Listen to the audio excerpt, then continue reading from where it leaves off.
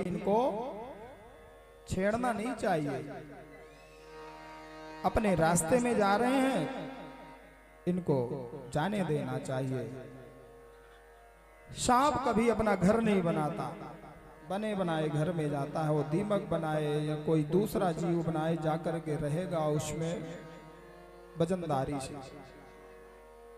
शेर कभी अपना घर नहीं बनाता, बने बनाए गुफा में जाएगा और वहीं वजनदारी से रहेगा।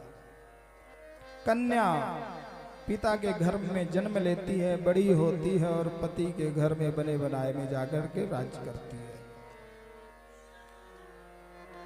और वहां उनका विस्तार हो जाता है। और तीनों को कोई छेड़ दिया, सांप शेर स्त्री, फिर ये पानी डूबे नहीं छोड़ते हैं।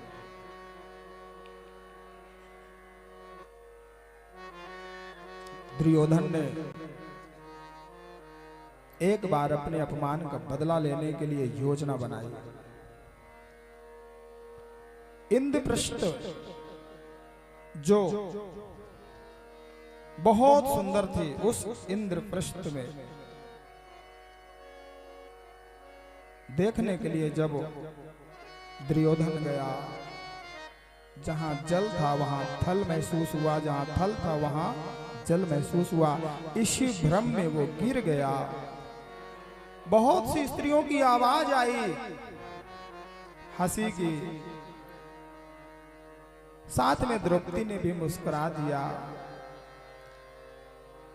उस अपमान का बदला उसने द्रौपदी से लिया।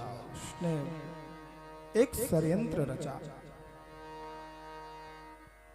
पांडवों को उकसाया जुआ खेलने के लिए, और जुआ में वो सब हार गए।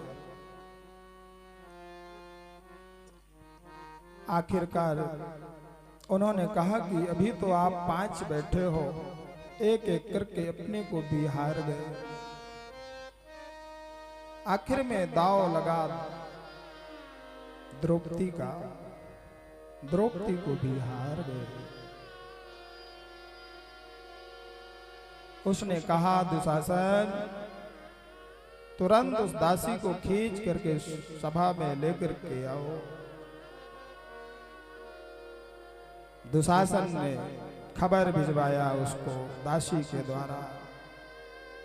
दासी बुलाने गई। द्रौपदी ने कहा कि इस अवस्था में मैं बाहर नहीं आ सकती हूँ, क्योंकि उस अवस्था में नारी जब होती है ना, किसी का मुख भी नहीं देखती है, दोष पड़ता है, इसलिए मैं बाहर नहीं जा सकती हूँ। वहां तो मेरे परम पूज्य सब बैठे हुए हैं। आकर के जब उसने बताया, उसको क्रोध आया, उसने दुशासन को भेज दिया। दुशासन बाल खींच करके पकड़ करके लाना, अगर नहीं आती है तो।